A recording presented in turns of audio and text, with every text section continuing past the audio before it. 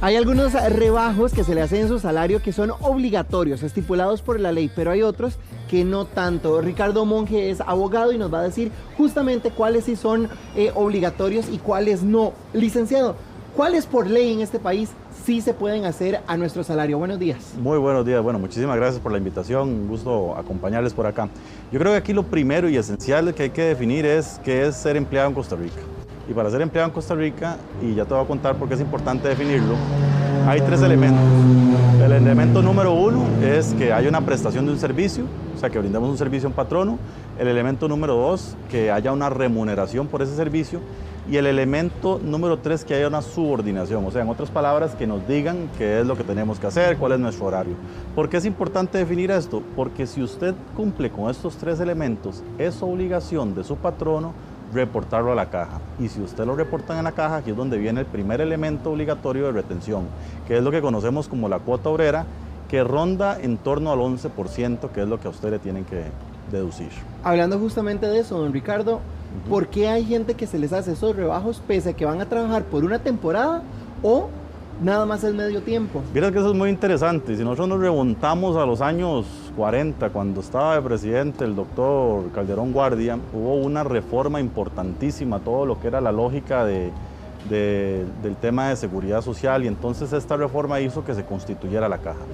Y la caja pues se constituyó mediante una ley especial y mediante nuestra constitución política y nuestro código de trabajo se hizo obligatorio que cualquier empleado que brindara servicios a un patrono tenían que hacerles deducciones, ¿verdad? Que son las deducciones de ley de la planilla. Pero eso tiene dos componentes. Uno, la deducción obrera, que así se conoce, que ronda en torno del 11%, lo que le decía.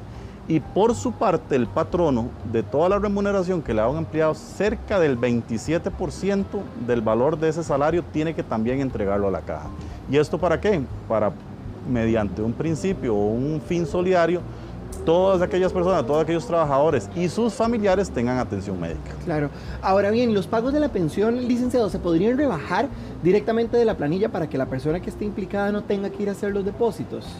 Los pagos de la pensión, bueno, hablemos de la pensión, que la pensión puede ser, digamos, cuando hay un proceso y hay que darle una pensión a un niño, una pensión a la pareja, a los adultos mayores, discapacitados.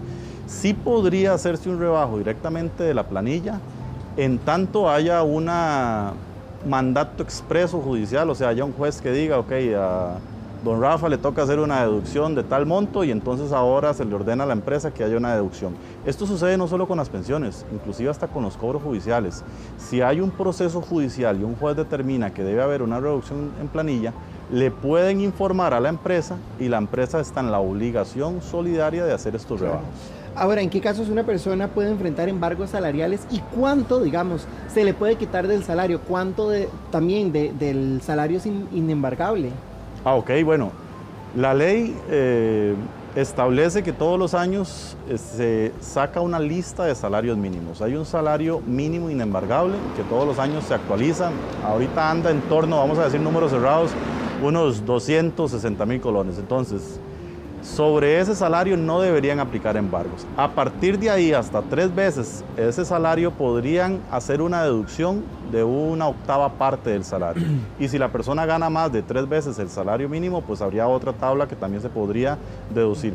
Pero lo que hay que respetar y hay que tener claro es que hay un salario inembargable, un salario mínimo inembargable, y no deberían rebajarnos si ganamos menos de ese salario.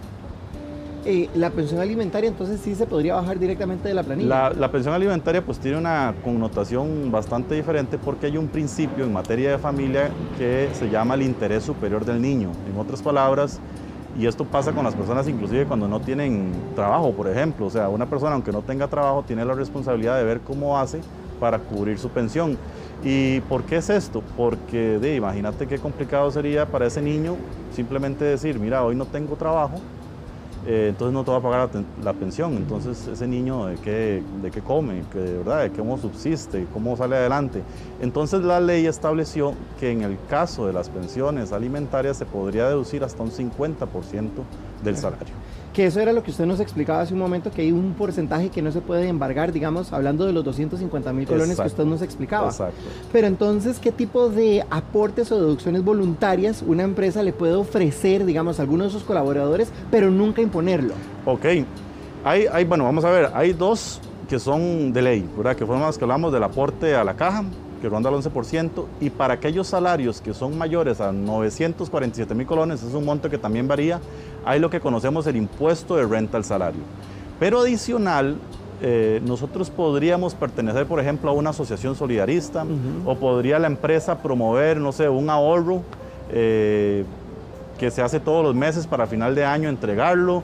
Hay ciertas cosas que nosotros voluntariamente como colaboradores podríamos aceptar y firmar que nos hagan una deducción de planilla, pero eso en ningún momento tiene que ser autoritario ni obligado. Pero entonces, por ejemplo, si a mí me ofrecen el ahorro navideño, ¿yo lo puedo hacer y yo decido el monto o lo decide la empresa? Esos montos son voluntarios, puede haber que haya una política de la empresa en donde usted decida aceptarlo o no. Un mínimo, digamos. Digamos que digan, vamos a aceptar que si usted escogió que le rebajen 20,000 colones todos los meses, a lo mejor no puede hacer cambios, pero bueno, eso es algo que usted acepta.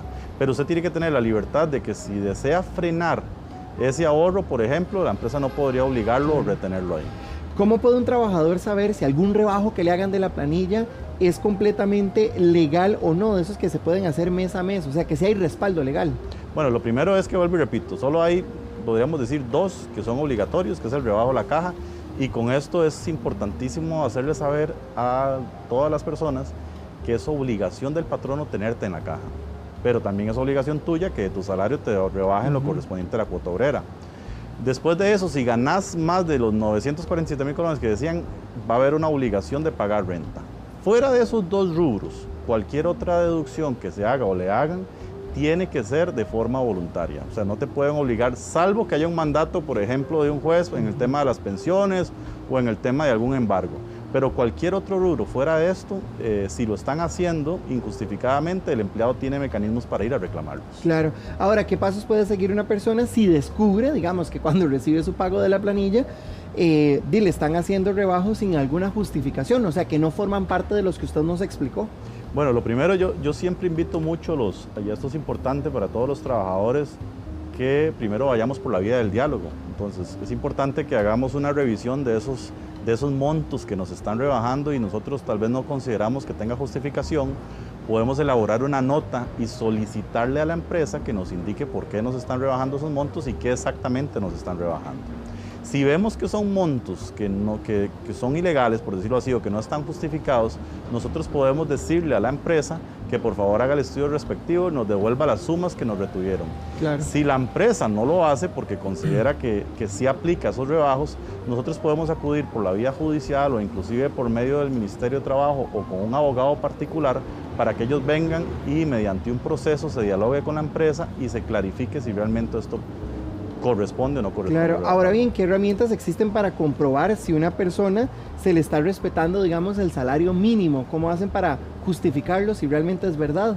Ok, la herramienta principal es que todos los años podemos, es más, invito a todos los que quieran verificar la lista de salarios mínimos, pueden escoger el buscador en la web y colocan lista de salarios mínimos Costa Rica, año 2025, y en las primeras búsquedas van a aparecer la lista, le dan clic y ahí van a encontrar, normalmente es un PDF donde trae todos los salarios mínimos que hay por ocupación, ¿verdad? Porque el salario mínimo, por ejemplo, de un peón agrícola es diferente al de un licenciado, al de un bachiller, alguna secretaria, etc. Ahí viene la lista de todos los salarios. Si usted trabaja tiempo completo y le pagan menos de lo que esa lista indica, a usted le están pagando menos del mínimo. Entonces, primero tendríamos que ir a decirle a la empresa que nos están pagando menos, y si la empresa aún así no quiere aceptar pagarnos más del mínimo o el mínimo al menos de ley, podemos acudir a la vía judicial o por medio del Ministerio de Trabajo para que hagan una conciliación con la empresa y rectifiquen esto que están haciendo mal. Él es don Ricardo Monge, licenciado, que nos decía cómo deben de estar los rebajos salariales. Licenciado, muchas gracias. Un gustazo.